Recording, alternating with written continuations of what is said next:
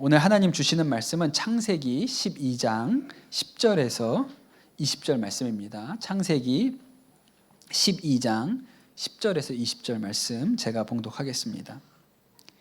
그 땅에 기근이 들었다. 그 기근이 너무 심해서 아브라함은 이집트에서 얼마 동안 몸부쳐 살려고 그리로 내려갔다. 이집트에 가까이 이르렀을 때 그는 아내 사레에게 말하였다. 여보, 나는 당신이 얼마나 아리따운 여인인가를 잘 알고 있어. 이집트 사람들이 당신을 보고서 당신이 나의 아내라는 것을 알면 나는 죽이고 당신은 살릴 것이요. 그러니까 당신은 나의 누이라고 하시오. 그렇게 하여야 내가 당신 덕분에 대접을 잘 받고 또 당신 덕분에 이 목숨도 부지할 수 있을 거요. 아브라함이 이집트에 이르렀을 때에 이집트 사람들은 아브라함의 아내를 보고 매우 아리따운 여인임을 알았다. 바로의 대신들이 그 여인을 보고 나서 바로 앞에서 그 여인을 칭찬하였다. 드디어 그 여인은 바로의 궁전으로 불려 들어갔다. 바로가 그 여인을 보고서 아브라함은 잘 대접해 주었다. 아브라함은 양떼와 소떼와 암나귀와 수나귀와 남녀 종과 낙타까지 얻었다. 그러나 주님께서 아브라함의 아내 사레의 일로 바로와 그 집안에 무서운 재앙을 내리셨으므로 바로가 아브라함을 불러서 꾸짖었다.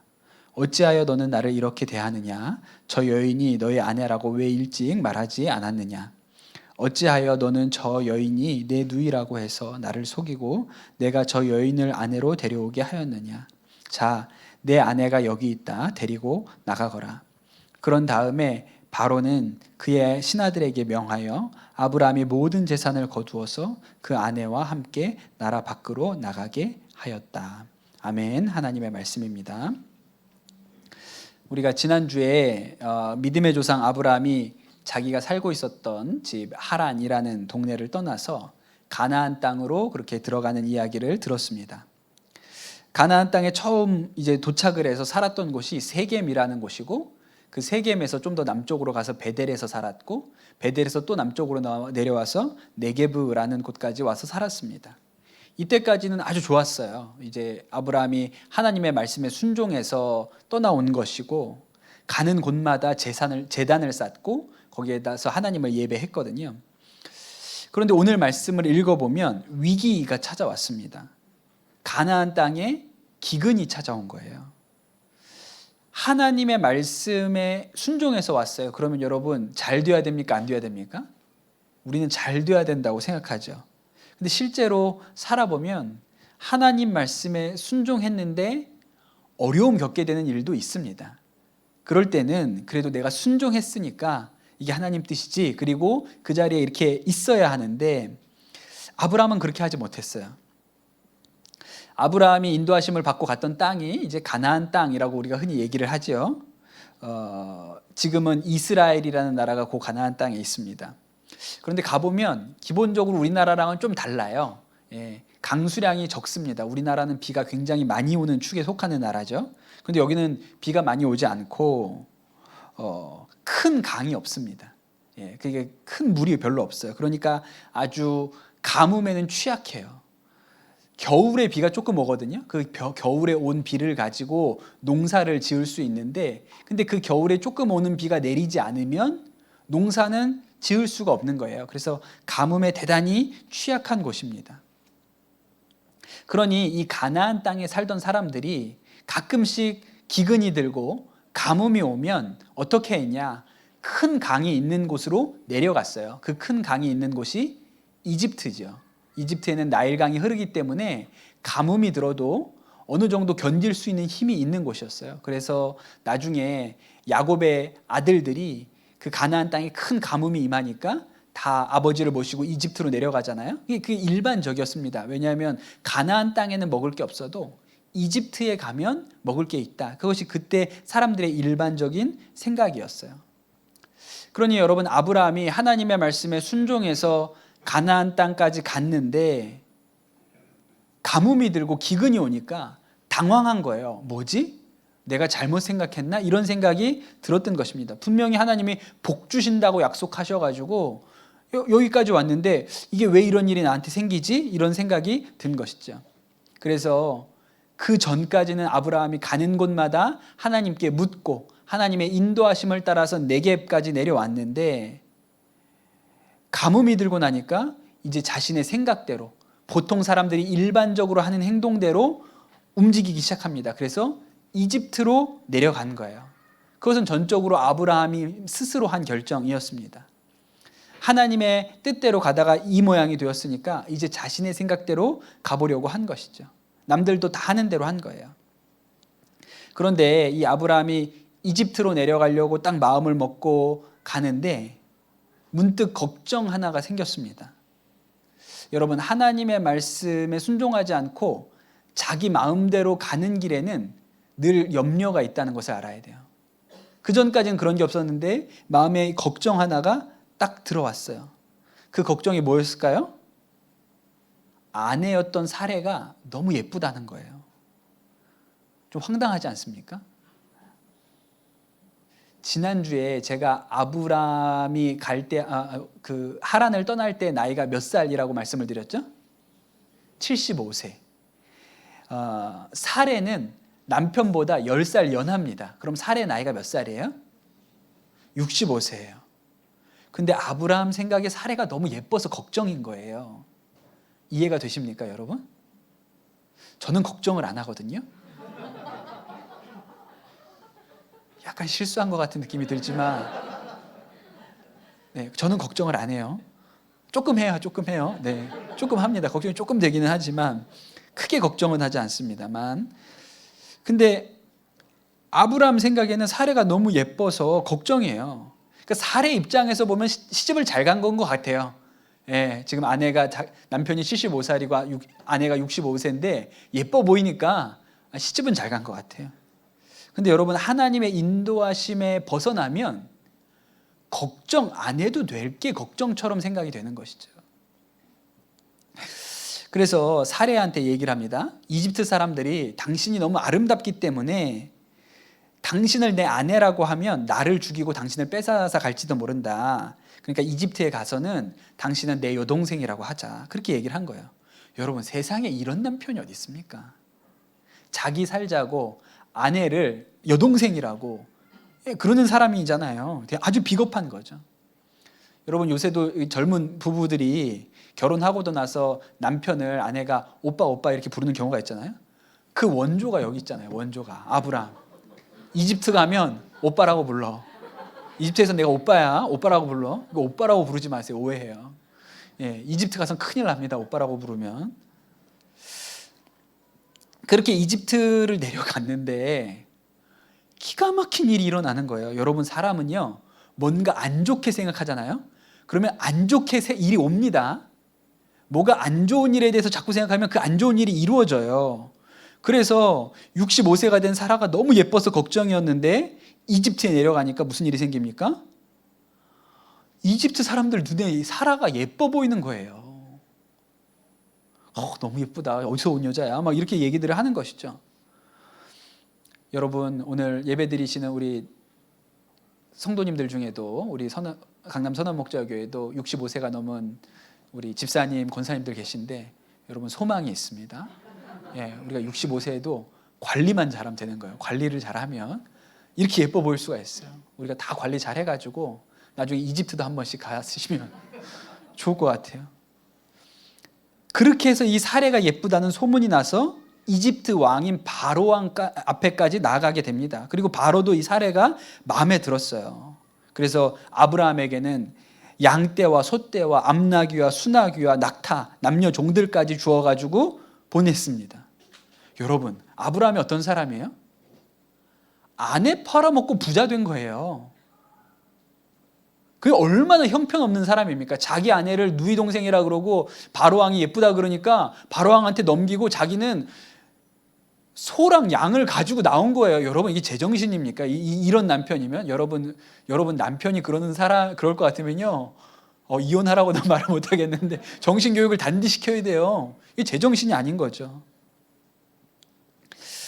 그런 여러분, 우리가 뭘 깨달을 수 있냐면 아브라함이 믿음의 조상이라고 얘기했는데 그의 믿음이라는 것이 처음부터 하루아침에 완성된 형태로 있었던 게 아니라는 걸 알 수 있는 거예요. 아브라함이 처음에 하나님의 말씀에서 순종해서 떠나기는 했어요. 그거 참 잘한 일이죠. 그러나 그의 믿음이 완전하지 않았기 때문에 여전히 실수가 많고 실패가 많고 우리가 생각할 때도 납득이 되지 않는 그런 인생을 살았던 사람이라는 것을 우리가 말씀을 통해서 알 수 있습니다. 그런데 여러분, 일이 이렇게 되고 보니까 하나님도 계속 보고 있을 수가 없는 거예요. 그 개입을 하십니다. 그래서 바로의 집에 재앙이 내리죠. 그리고 바로가 이 사레가 아브라함의 아내였다는 것을 알게 됩니다. 여러분, 바로가 뭘 잘못했습니까? 재앙이 바로의 집에 내렸거든요. 바로가 뭘 잘못했어요? 거짓말은 아브라함이 했는데 재앙은 바로에게 임했죠. 그래서 바로가 사레를 돌려주고 아브라함에게 넌 이집트를 떠나라, 그렇게 얘기를 한 거예요. 제가 만약에 바로였으면 아까 줬던 거 있잖아요. 그 소떼, 양떼, 낙타 이런 거 있잖아요. 그건 주고 가야지. 아내는 네가 데려가도 돼. 근데 그건 내가 아까 줬던 거 있지. 이건 계약이 네가 거짓말로 한 거니까 계약은 파기. 그건 다시 나한테 주고 가. 이렇게 했을 것 같아요. 그런데 기가 막히게도 바로가 진짜 그 재앙이 두려웠는지 다 그냥 가져가게 합니다. 그래서 그걸 다 들고 오는 거예요. 아브라함 입장에서는 비겁하게 아내를 팔아버리고 거짓말하고 부자가 되어서 이집트를 떠나게 된 거예요. 그러니까 이 이야기를 들으면 정의의 관점에서는 옳지 않죠. 잘못한 사람은 벌을 받아야 되잖아요. 근데 벌은 엉뚱한 사람 바로가 받았고, 잘못한 사람 이 아브라함이 복을 받고 부자가 되었어요. 그럼 여러분, 누구한테 똑바로 살라고 하겠습니까? 누구한테 정직하게 살라고 하겠어요? 우리가 이 말씀을 읽을 때 이런 생각이 드는 거예요. 당연하죠. 그런데 여러분, 우리가 조금 더 다른 차원에서 이 말씀을 봐야 될 필요가 있는데, 이것이 하나님께서 사람을 빚어가는 방식이라는 것을 알아야 됩니다. 이런 방식을 우리가 은혜라고 하죠. 하나님께서 사람을 성장시켜가는 방식이 은혜에 있어요. 일반적으로 우리는 잘한 사람에게 상을 주고 잘 못한 사람에게 벌을 주는 것을 옳은 방식이라고 그렇게 생각해요. 그래서 인과응보, 뿌린 대로 거둔다. 신상필벌, 잘하면 상 주고 잘못하면 벌 준다. 권선징악, 선을 행하면 상 주고 악을 징하면 나쁜 것이 온다. 이렇게 우리가 배운 거예요. 잘못한 사람에게 상을 주면 세상이 엉망이 될 거라고 생각하죠. 그런데 여러분, 사람의 영혼은 그렇게 빚어지는 게 아니라는 것을 알아야 됩니다. 아주 유명한 소설이죠. 빅토르 위고가 쓴 레미제라블에 보면 장발장이라는 사람이 주인공으로 나옵니다. 근데 이 장발장이 조카가 7명이 있었어요. 근데 이 조카가 먹을 게 없어서 굶주리는 바람에 어쩔 수 없이 가서 빵을 훔칩니다. 그리고 그 빵을 훔친 죄로 감옥에서 19년 동안 있었어요. 물론 중간에 탈옥을 감행하고 이래서 형량이 더 늘어나서 19년 동안 감옥 생활을 했습니다. 잘못했으니까, 죄를 지으니까 벌 받는 게 당연하죠. 근데 여러분, 19년 동안 감옥에 가둬놨지만 장발장은 하나도 바뀌지 않았어요. 감옥에서 나옵니다. 그러나 감옥에 나왔지만 여전히 전과자라는 이유 때문에 아무 곳에서도 그가 환영받지 못하고 일자리도 얻지 못하죠. 결국 장발장이 갈 곳이 없어서 교회를 찾아갑니다. 그런데 그 교회에서 장발장에게 먹을 것도 주고 잠도 잘 수 있게 해주죠. 그런데 그날 밤에 장발장이 그 교회에 있었던 은쟁반과 은촛대를 훔쳐서 도망가잖아요. 그러니 여러분, 19년 동안 감옥에 있었어요. 죄를 지었기 때문에 다시는 그런 짓 못하게 한다고 19년 동안에 감옥에 가다 놨거든요. 그러나 사람은 하나도 바뀐 게 없는 거예요. 권선징악 했는데 사람은 하나도 달라지지 않았죠. 결국 그가 경찰에게 붙들려서 잡혀옵니다. 그리고 경찰들이 그 교회를 맡아서 사목하고 있었던 미리엘이라는 신부에게 이 사람이 이 교회에서 이 은쟁반과 은촛대를 훔쳐갔지요? 그렇게 물어봐요. 그랬더니 이 미리엘 주교가 뭐라고 얘기하냐면, 아닙니다. 제가 그에게 선물로 준 것입니다. 왜 그를 잡아오셨습니까? 제가 그를 위해서 그에게 준 것입니다. 그래서 장발장이 풀려나게 되죠. 이런 일을 우리가 은혜라고 하는 거예요. 그런데 여러분, 장발장이 어느 순간 변화되었습니까? 은혜를 경험했을 때 변화되었어요. 그의 벌대로, 그의 잘못대로 처벌받았을 때 변화되지 않고 그가 잘못을 했음에도 불구하고 은혜를 입었을 때 변화되게 된 것이죠. 그리고 그가 완전히 다른 삶을 살게 되잖아요. 아브라함이 이집트에 내려가서, 그것도 하나님의 말씀에 순종하지 않고 이집트에 내려갔어요. 그리고 비겁하게 아내를 여동생이라고 속이고 그것 때문에 바로의 집에는 재앙이 내리고 그런 일들을 다 겪고 그 이집트를 떠나서 다시 가나안 땅으로 올라오면서 바로가 무슨 생각을 누구예요? 예, 아브라함이 무슨 생각을 했겠어요? 야, 땡 잡았다. 야, 진짜 땡 잡았다. 야, 이집트에 가서는 이렇게 하면 돈을 벌 수 있구나. 다음에도 우리 아내를 이렇게 볼모로 잡혀가지고 돈 떨어지면 그렇게 해야겠다. 이렇게 생각했을까요? 그렇게 생각 안 했을 거예요. 아마 이렇게 생각했겠죠. 왜 나는 이렇게 믿음이 없을까? 내가 왜 그때 믿음 없이 그런 판단을 했을까? 나는 왜 이렇게 비겁한 사람일까? 아내도 지키지 못하는 비겁한 인간일까? 그렇게 생각을 했겠죠. 그러면서 또 이렇게 생각했을 거예요. 그런데 하나님은 왜 나한테 계속 잘해줄까? 그런데 하나님은 왜 또 나한테 이렇게 잘해준 거지? 그럼 여러분, 사람이 이렇게 생각하게 됩니다. 앞으로는 어떻게 살아야 되는 거지? 이렇게 생각하게 되는 것이죠. 제가 아주 좋아하는 이야기입니다. 여러 번 설교 때도 말씀을 드린 적이 있는데 경북대 총장하신 박찬석 교수님 얘기예요. 박찬석 교수님은 어릴 시절에는 경남 산청의 조그만 시골 마을에서 가난한 농부의 자식으로 태어났습니다. 그런데 감사하게도 이 아버지가 아들은 공부를 좀 시켜야겠다고 생각을 해서 어려운 집안 살림에도 불구하고 대구로 중학교를 유학을 보냈어요. 찬석이가 이제 대구에 가서 중학교를 다니게 된 거죠. 근데 막상 대구에 가고 나니까 거기 뭐 부모님도 없고 뭣도 없으니까 얘가 공부를 열심히 안 했어요. 그래서 중학교 1학년 1학기 딱 마치고 성적표를 받았는데 성적표에 이렇게 석차가 나오거든요. 요새는 안 나오죠, 석차가. 좋은 세상에서 살고 있는 거예요. 옛날에는 우리는 석차, 수미 양가 이거 해가지고 석차도 이렇게 써 있었거든요. 근데 그 반 학생이 68명이었는데 68명 중에 68등이었어요, 석차가. 그 68 이렇게 써 있었던 거죠. 근데 이 찬석이가 생각해도 중학교 1학년인데 이걸 아버지한테 가서 보여드리는 건 좀 아닌 것 같아요. 찬석이가 고민을 하다가 68이라고 써 있잖아요. 그걸 어떻게 했냐면 그 앞에다가 짝대기를 하나 이렇게 긋고 사선으로 긋고 쭉 긋고 1이라고 또 썼어요. 68명 중에 1등 했다고. 머리 좋죠? 그때는 프린터로 안 뽑았거든. 68도 손으로 썼기 때문에 잘 쓰면 됐어요.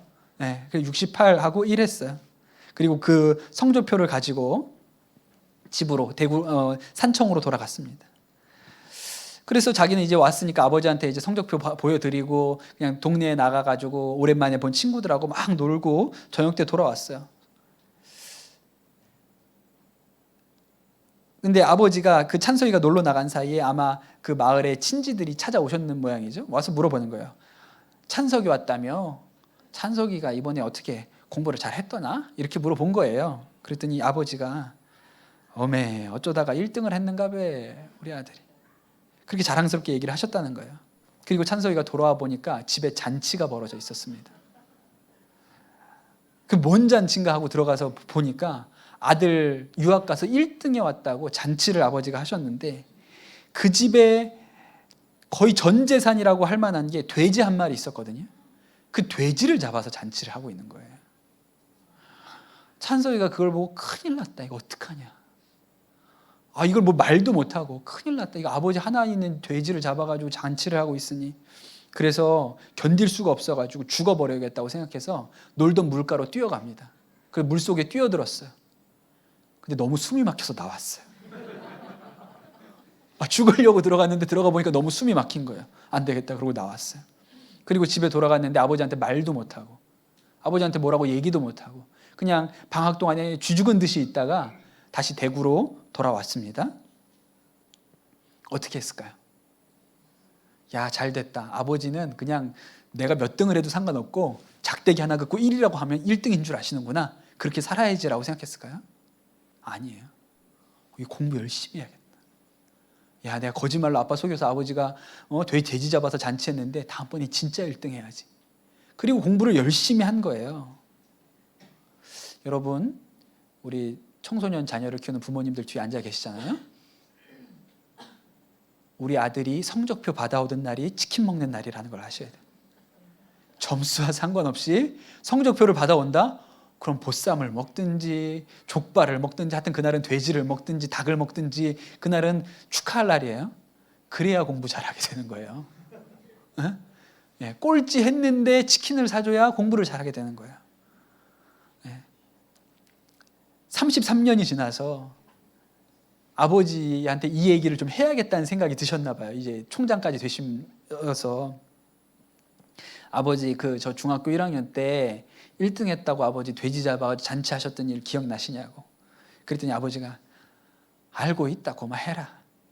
손주 다 듣는다. 다 아니까 고마해라. 그러니까 이 아버지가 모르신 게 아니에요. 알고 속아주신 것이죠. 여러분, 그게 은혜거든요. 근데 여러분, 사람은 인과 응보가 만들어내는 게 아니에요. 잘못하고 실수하고 실패하고 죄를 지었는데 용서받고 좋은 걸 받으면 왜 이렇게 나한테 잘해주지? 그럼 난 어떻게 살아야 되는 거야? 라고 생각이 드는 것이죠. 나중에 아브라함이 이삭, 100살의 이삭이라는 아들을 얻지 않습니까? 그런데 하나님께서 그 100세에 얻은 아들 이삭을 데리고 가서 번제로 바치라고 얘기를 하셨어요. 여러분, 어떤 아버지가 아들을 제물로 바칠 수가 있습니까? 그런데 여러분, 성경을 읽어보면 아브라함이 이걸 어떻게 하지? 어떻게 하지? 고민하고 염려하고 어떻게든 안 해보려고 하다가 어쩔 수 없이 아들 이삭을 바치러 간 게 아니에요. 성경에 뭐라고 나오냐면 하나님이 말씀하시고 나니까 그 다음날 아침에 해 뜨자마자 아브라함이 아들 이삭을 데리고 출발합니다. 기가 막힌 거예요. 아들 잡아서 번제제를 드리라는데 아침 일찍 갔다니까요. 어떻게 그럴 수 있었을까? 여러분, 아브라함은요, 하나님을 완전히 믿었어요. 아브라함에게 있어서 하나님이 어떤 분입니까? 자신이 실수하고 잘못했을 때조차 좋은 것 중 분이에요. 내가 망했을 때조차, 아내를 누이라고 속이고 아내를 팔아먹고 부자가 되었을 때조차도 하나님께서 여전히 아브라함을 기억하셨거든요. 그러니 아브라함이 하나님께서 하나밖에 없는 아들 이삭을 바치라고 하셨는데 아브라함이 이렇게 생각했을 거예요. 하나님은 틀린 적이 없으니까, 하나님은 한 번도 나한테 나쁜 것 주신 적이 없으니까 이번에도 좋은 것을 주실 거야, 이렇게 생각을 했겠죠. 근데 가보니까 양이 그 수풀에 뿔이 걸려가지고 있었어요. 그래서 그 양을 잡아서 제사를 지내고 돌아오지 않습니까? 아브라함이 이렇게 생각했을걸요. 거봐, 하나님은 좋은 거 주신다니까. 거봐, 내 인생이 그렇잖아. 하나님이 내가 이집트에 가서 그 바보 같은 짓을 할 때조차도 나한테 좋은 것 주셨잖아.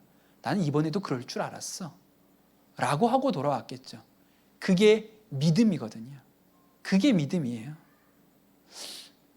여러분, 아브라함이 태어날 때부터 믿음의 사람으로 태어난 게 아니고 하나님의 은혜가 그를 믿음의 사람으로 만든 것이라는 것을 알아야 합니다. 하나님의 은혜가 계속 부어지니까 그가 하나님을 믿게 된 것이죠. 여러분, 똑같은 일을 우리도 경험하고 있다는 것을 알아야 합니다. 똑같은 일이 우리에게도 일어나고 있다는 걸 알아야 돼요. 뭘 보면 알 수 있냐면 십자가를 보면 알 수 있는 것이죠. 여러분, 우리가 예수님 잘 믿고 잘 살아서 하나님 말씀에 순종해서 교회 잘 섬겨서 우리가 하나님 앞에 은혜 받았습니까? 아니에요. 죄 짓고 회개하고 돌아서고, 그리고 나서 또 똑같이 죄 짓고 돌아서고 회개하고, 그랬는데도 또 용서해주고 또 용서해주고 또 용서해주고 은혜를 베풀고 베푸시니까 아, 우리 하나님 좋은 분이구나. 우리 하나님은 진짜 나를 사랑하는구나. 그리고 질문이 하나 들죠. 그럼 이제 어떻게 살아야 되지? 야, 더 이상 이렇게 살면 안 되겠구나. 그런 생각이 든 것이죠. 제가 청소년들 데리고 수련회 할 때 3년에 한 번씩 복음 수련회라는 걸 했습니다. 2박 3일 동안 예수님의 십자가 복음에 대해서만 계속 말씀 전하는 수련회를 하는데, 첫째 날은 아주 집요하게 죄의 문제에 대해서 다뤄요. 우리가 얼마나 죄인인지, 왜 죄인인지, 죄의 결과가 뭔지, 양파 껍질 벗기는 것처럼 죄에 대해서 한 커플 한 커플 벗겨가면서 말씀을 전하거든요. 그래서 그 죄의 결과가 얼마나 끔찍하고 비참한 것인지까지 말씀을 전합니다. 그러면 첫째 날 저녁이 이제 딱 끝나게 돼요. 그리고 나서 그날은 침묵을 선포합니다. 집에 방에 들어가서 얘기하지 말고 그냥 자라고, 그렇게 얘기하죠. 그리고 둘째 날 아침이 됩니다. 아이들이 막 일어나요. 깨워요. 깨워서 일어나면 그 아이들을 예배당으로 막 올려보냅니다. 그러면 무슨 일이 벌어질까요? 예배당 안에 파티가 준비되어 있어요. 화려하게 예배당을 파티장처럼 꾸며놓고 축복의 찬양이 울려 퍼지고, 선생님들이 막 아이들을 환영해주고, 또 식탁에 가보면 케이크 준비되어 있고 파티 음식들이 막 놓여 있습니다. 왜 그렇게 할까요? 어제 분명히 우리가 죄인이라고 고백하고 종이에다가 내가 지은 죄를 다 쓰고, 그러고 잠자리에 누웠는데 아침에 일어나니까 잔치가 펼쳐져 있다? 그게 은혜잖아요. 그 느낌이 뭔지를 보여주고 싶은 거예요. 그래서 우리가 그렇게 하거든요. 그런데 한 고등학생이 그 일을 경험하고 나중에 간증문에 이렇게 썼어요. 첫째 날 죄와 죽음의 설교는 저에게 매우 충격적이었습니다. 저는 죄인이라고는 하지만 범죄자들과 저는 다르다고 생각했습니다. 그러나 매일 그런 끔찍한 상상을 했고, 또 상황과 조건만 맞으면 얼마든지 똑같은 죄를 지을 수 있다는 말씀을 인정할 수밖에 없었습니다. 그런데 다음 날 아침, 저의 죄값을 생각할 때 침울해야 할 그 아침이 전혀 반대의 분위기였습니다. 분명 나는 죄인인데 어째서 이러한 성대한 만찬이 차려져 있는 거지? 그날 아침 설교는 주님께서 우리를 용서하셨다는 놀라운 말씀이었습니다. 그러나 아직까지 저는 저의 죄값이 너무나도 크다고 생각해서 주님이 정말 나를 용서해 주실까 두려운 마음이 있었습니다. 주님, 정말로 절 용서해 주신 겁니까? 라고 물었을 때 하나님께서 주신 응답은 충격이었습니다. 전에부터 사랑해왔고 지금도 사랑하고 앞으로도 사랑할 것이다 라는 마음이 굳게 들었습니다. 감사했습니다. 주님의 끝없는 사랑이 느껴진 순간이었습니다. 이게 하나님의 방식이에요. 여러분, 은혜가 믿음을 자라게 합니다. 은혜가 믿음이 성장하게 하는 거예요. 아브라함이 믿음의 조상인데 태어날 때부터 믿음의 사람으로 태어난 게 아니죠. 하나님의 은혜가 그의 믿음을 자라게 한 것입니다. 여러분, 똑같은 은혜가 우리에게도 부어졌다는 것을 알아야 하는 것이죠. 그래서 우리가 예수님의 십자가를 생각하면 우리의 믿음도 자랍니다. 우리의 믿음도 성장하게 되어 있어요. 바라기는 우리 강남 선한목자교회 모든 성도님들 은혜 가운데 여러분의 믿음이 성장하시게 되시기를 예수님의 이름으로 축복합니다. 또 우리 자녀들에게도 은혜 가운데 내가 잘못했고 실수했고 했지만 용납받은 그 사건으로 말미암아, 용납받고 또 수용된 그 일로 말미암아 여러분의 믿음도 그렇게 잘하시게 되기를 예수님의 이름으로 축복합니다. 우리 같이 기도하겠습니다. 주여 하나님, 감사합니다. 오늘 말씀 가운데 우리에게 은혜 주셔서 감사를 드립니다. 주님, 우리의 믿음이 날마다 자라가게 하여 주시옵소서. 하나님, 우리가 실패하고 잘못하고 넘어졌을 때조차 하나님은 우리에게 좋은 것 주시는 분이신 것을 고백합니다. 우리가 그것을 믿고 신뢰하고 날마다 하나님 앞으로 나아가 하나님, 우리의 믿음이 아브라함과 같이 견고하여져 하나님의 말씀에 순종하는 자들 되도록 축복하여 주옵소서. 특별히 우리 자녀들이 정말 믿음의 사람으로 성장하게 되기를 간절히 소원합니다. 하나님, 은혜를 부어주시고 그들이 가정에서 하나님 은혜를 경험함으로 말미암아 믿음이 자라고 영이 자라는 은혜가 있게 하여 주옵소서. 감사합니다. 모든 말씀 예수님 이름으로 기도드립니다. 아멘.